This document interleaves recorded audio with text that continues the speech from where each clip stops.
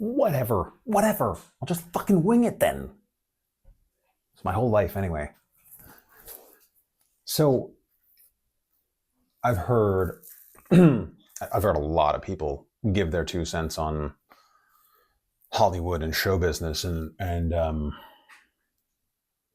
how it's changed and what is it, what happened. We've heard everything blamed from sequelitis to superhero era to ideologies to woke to feminism to strikes to obviously the digitization in streaming to distribution models changing, disruptive technology, all of this stuff. But there is one thing that I witnessed happen that I don't think anybody is giving its proper due. And it is the shift from analog to digital, from filming on film, celluloid film, to memory cards. That slight shift was everything.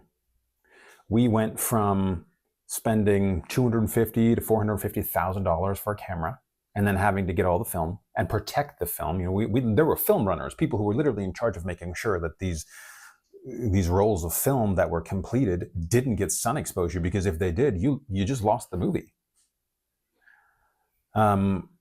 Camera units were 4 people, somebody to manage the camera, actually the camera operator, somebody to move it around if it was on a rolling track, if it was on a still tripod, a locked off shot, maybe a dolly track.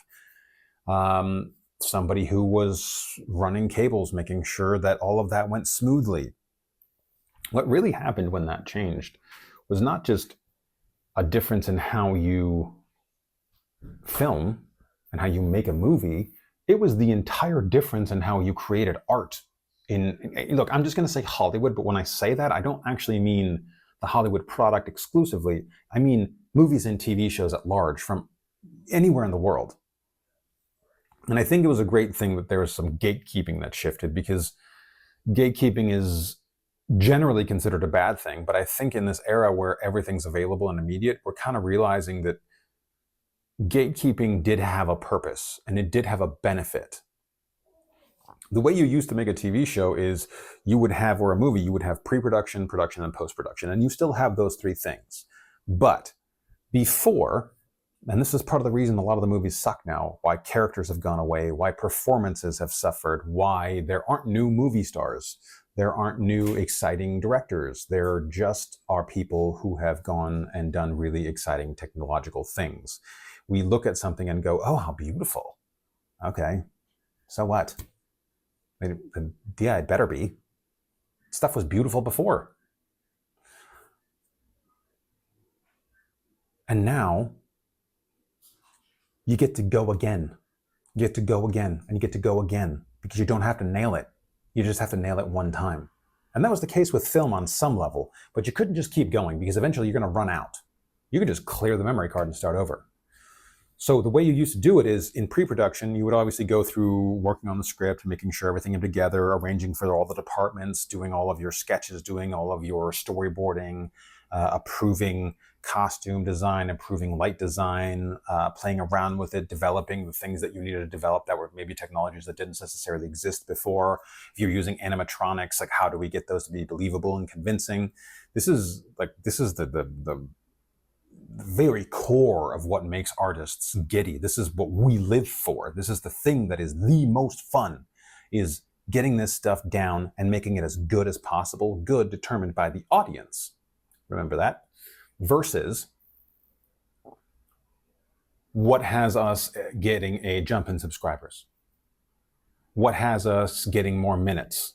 You don't even pick what you watch anymore. You just turn it on and the product will start itself, assuming you're watching it and then helping themselves to the thing they call currency, which is views, because then that can be sold to advertisers on top of securing subscription money every single month. You have forfeit your agency and they have moved into your living room. How is that a fair exchange? If Hollywood moved into my living room, they got to pay me, but I'm paying them. And they're socially engineering my life and curating my idea of the world and the idea of the world that those younger than me are living in. My kids have a certain idea of how things work. because of a massive company. That was the case before too, but you could contrast it with real life experiences.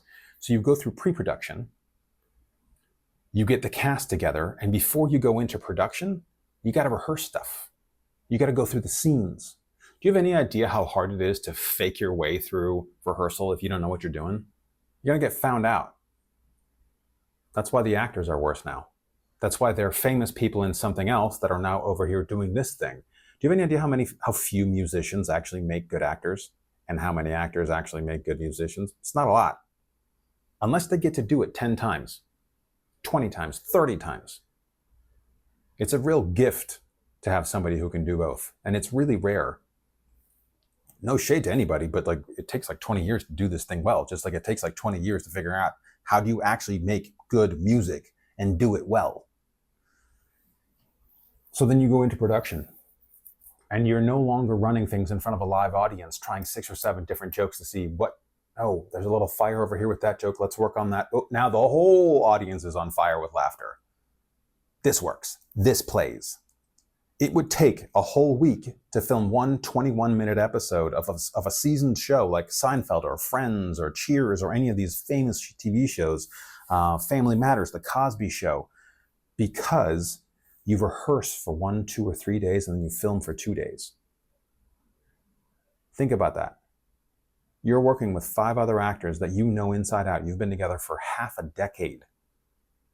This thing is a well-oiled machine. You even know all the camera operators. You know all the writers. Everybody knows everybody. You're showing up at the office. And you're still rehearsing for 2 or 3 days just to get it right. And now, having been on TV shows, having been in movies, both multi-million dollar stuff and fringe theater, people don't rehearse. They get there at 7. You kind of walk through the scene for a second. You make sure there's some camera movements that are okay. And then you shoot it. And it doesn't matter if you screw it up. Start over. Back to 1. Try again. That's why you've got groups of comedians improvising. It's not that funny. Comedy has suffered more than anything because we're not making the joke as good as it can be. We're making sure that persona, that Seth Rogen, no shade to him, Broken Lizard, any of these comedy troupes, it's just kind of them being them doing their comedy thing. And we've gotten people who used to be character actors and now they're persona actors. You watch something like The Odyssey and it's just a bunch of people being the famous version of themselves. They're not playing a character. It's just them being them. And yeah, we like that in some cases. But if you go back and watch movies from 93 to 97, people are making choices. People are actually acting. And the lines, oh my God, they stick with you. Every time you talk about a movie, you hear somebody quote it. You don't do that now, even half as much. Maybe you quote it because it's like some social movement like 6-7 or I remember the last time it really happened was Chappelle's Show. Everybody knew a line or two. People memorized the monologue from Gladiator. People knew Dead Poets Society, Good Will Hunting, right? Little Women. These are, I want to make sure I didn't step on my dog. These are things that we forfeit thanks to a disruptive technology that is literally going from analog to digital, and it shifted the entire process. The other thing that happened was it lowered the price of entry.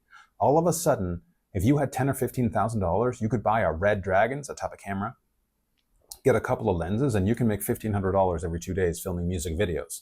But what happened there was you went from Chris Cunningham, Spike Jonze, and Michel Gondry to some people dancing in front of cars that they leased for the day, maybe pointing some guns at the camera, saying something that doesn't matter, but it feels right with the beat, and then off you go, maybe a guitar solo, cool, and then it's done. Because the person making it doesn't really know what they're doing because they didn't spend the time to learn it. They just went to film school and paid their way to it, and now they have a camera. And the person that's doing the music, it has been cast as the musician. They are not themselves the musician. They just look right, act right, and they've created a little bit of a following, which is a social media metric. So the digitization, not just social media, not just the streaming era of music, but making movies and making TV shows is to create something that is a communication across generations, across cultures, and music is too, across differences in lifestyles. I mean, the fact that you could walk by an apartment building and walk through a rich neighborhood and in the windows see the same TV shows and people have this same connection to it, that's an incredible thing. It doesn't happen nearly as much now because that richness has been taken out. They're not rehearsing. They're not making sure they hit their moments. They're selling you something that I just call Hollywood makes happy meals. Which is the same thing I've said in another video about giving up your life to the algorithm god. It's a similar thing. If you were to write a brilliant movie, which some of you are very capable of doing, and then you go into pre-production and you start seeing that, oh my God, this is $100 million movie. And we're asking half the cast to just show up in clothes that fits the scene, and they're actually wearing their own clothes. You'd realize very quickly that meritocracy has left. And when meritocracy leaves, it's over. There's going to be a petering out, of course. There's going to be a period of getting to make some of the things that were already in the pipeline, but nothing new is going to come. Before this ideological era, we talked about sequelitis, which was just sequels being made all the time. And that led into the superhero era. Superhero movies come with storybooks done already. That's what killed the character. You no longer have to worry about, oh, does this fit in? Would the character do that? Would they be there? Well, yeah, they would. Because we're just making a movie out of the storybook. And the storybook is the comic book, and the comic book is the source material. So just do it. Put on your tights and go do it. That's actually what killed the character. You used to hear about creative differences causing somebody to walk off set all the time because they stood up for what they wanted to create. They had an idea. This was an artist. This was an actor or a writer or a musician who had a very specific, clear vision. I was watching As Good as It Gets the other day, and then I also watched A Few Good Men, which is just Jack Nicholson on his game. My God, that man. But it's still Jack, you know? And he famously comes in and he gives you 3 takes. And you got to pick one, sometimes 2. Because he knows what he's doing. He understands the character. Brando would do something similar, right? Streep, all of the greats. Because they would argue on behalf of the character because that is what they are the custodian of. In the same way that the lighting guy goes, no, it has to be just like this. If you watch something like X-Files that started in 1993, 11 seasons, baller, awesome. Every single time there's a moment of discovery, there are 3 things that happen at the same time. The camera makes sure that it catches the light in such a way that the light is still and highlights the emotion on the actor's face, and then the music comes in. Music, light, and then the camera on the actor. Now, you know it's going to happen because, oh, the person with that identity is going to discover this thing. And they're on a public script just like the rest of us, so we know exactly what they're going to think and do. You will literally never see Brie Larson play a MAGA character, right? Just like you will never see, oh gosh, what's his name? Taylor Sheridan. You will never see Taylor Sheridan write a story about a trans kid from a sympathetic standpoint because we know what their ideologies are. How boring, how dull, how predictable. I want to see Tom Hanks play a rapist. You know, I want to see Leonardo DiCaprio play a supporting character that dies in the first 5 minutes. That shocks you, right? That catches you off guard because we already know you. We know what you're going to do. We know what you're going to be. Brad Pitt in a dress, whatever, maybe not that. Risk went away. The digital era gave room to risk-averse executives because they want to be popular on social media and in front of their friends as opposed to creating something that people are actually affected by because there is no cinema to go and sit in and watch how your work affects the world. Because the thing that they didn't realize, the gatekeepers, was you want that temple. You want to be able to go and see that. You want to see the line outside for people going to see your movie. Because if they're just sitting in their home watching it, you have no idea how they actually feel. You don't even know if they went to the bathroom. You don't even know if they just put that thing on because it distracted and they don't really know how to talk to each other and they were trying to find an excuse to do something else. But it's still running. And then it goes into the next one and the next one. And then at the 3-hour mark, it goes, hey, are you still watching this? As if it's somehow being honest. And I'm talking smack about my employers here. I'm talking about services that have employed me and put me in their content. But it's content. It's not special. It's trying to be. It wants to be. A great example, Zack Snyder. I love Zack Snyder. I worked with him and I like him as a person. I think he's a fantastic director. He's an actor's director. I have nothing but positive things to say about that man. In order for him to make his magnum opus, Rebel Moon, he had to deliver a Netflix version and then his version. If you saw the Netflix version, there's no way you gave that a second go and saw his director's version. And I know there's a whole thing about like the Snyder Cut and all that stuff.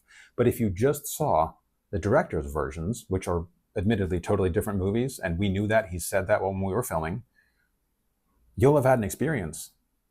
You'll have enjoyed it. You'll have met some characters. But if you just saw the 2-hour version that was meant for popcorn, the Happy Meal version with the little toy in it, you probably didn't like it the way Zach intended to.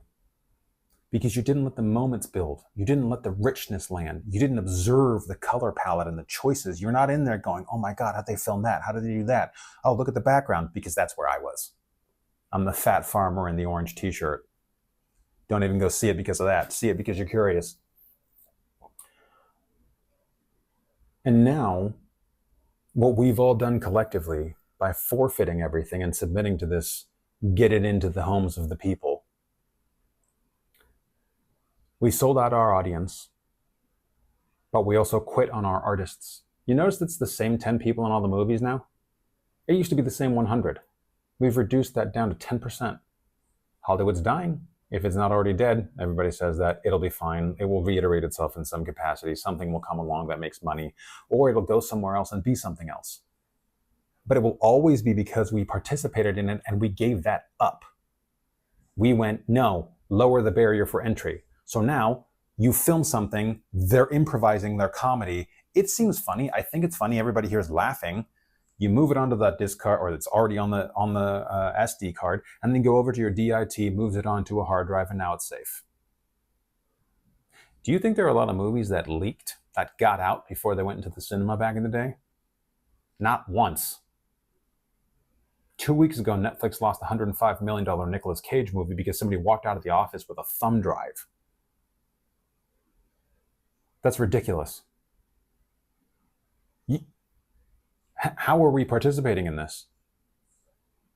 You've gotten this obsession, you, the collective you, I'm a part of that, for perfection.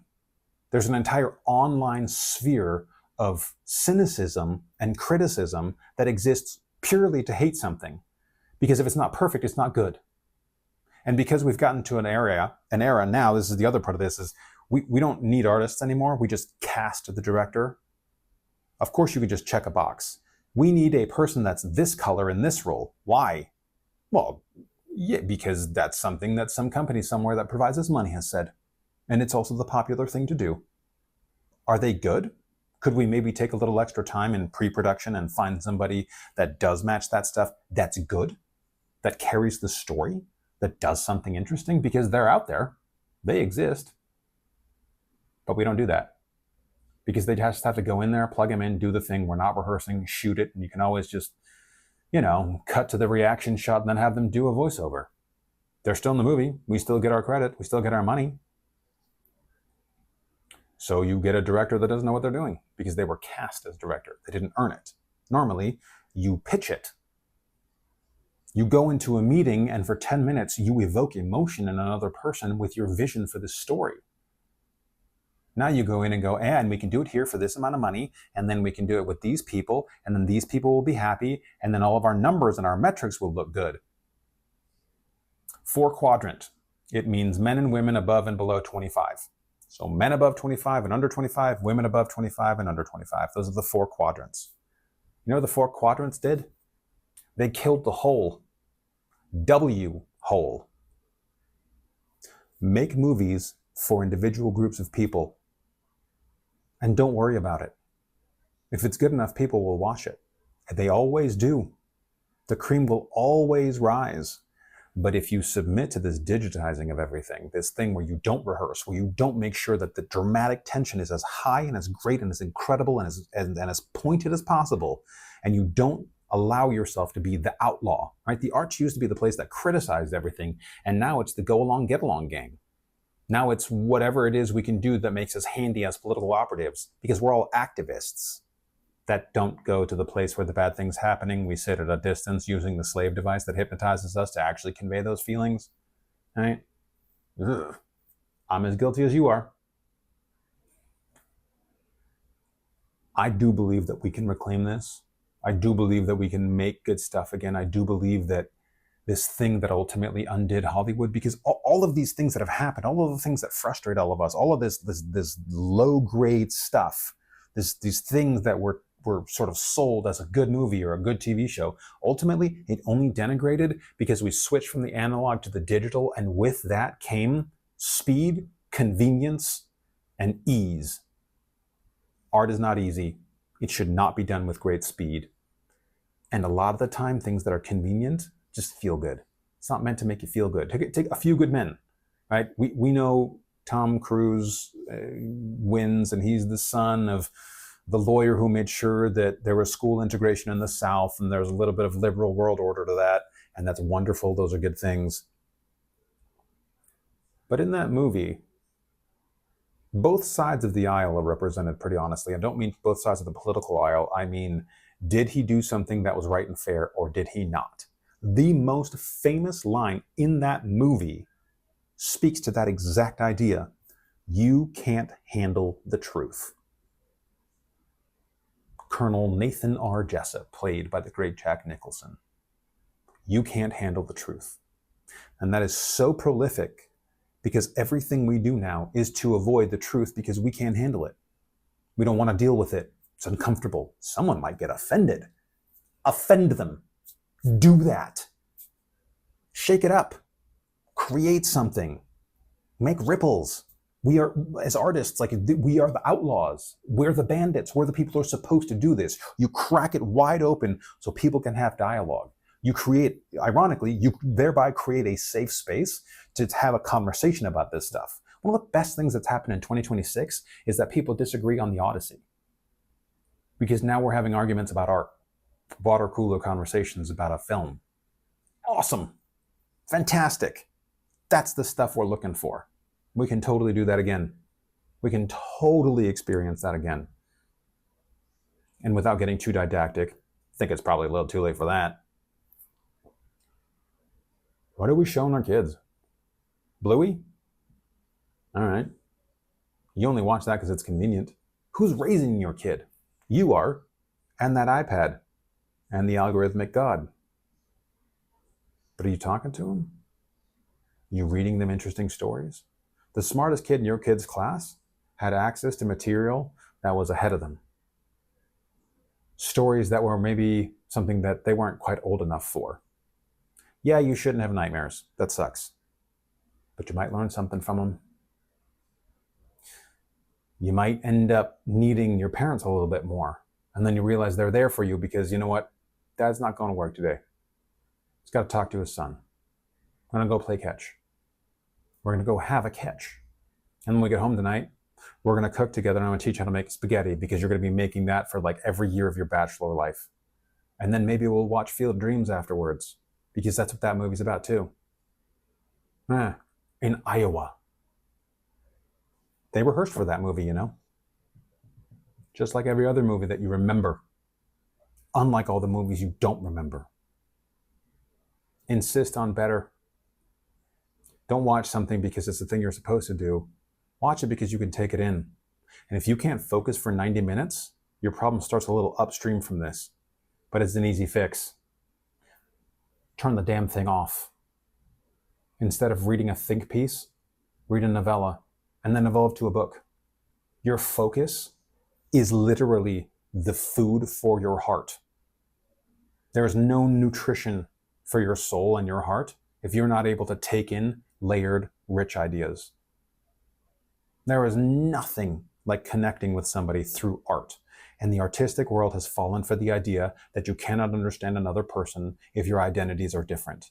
And art and storytelling actually exist to prove that that's not true. So of course they went for the arts. It's the first thing you had to silence. It's the mortar between the bricks in society. It's what brings us together. It's what grows the garden. And I'm so excited to see it happen again. I'm so thrilled to see it happen again because it's coming.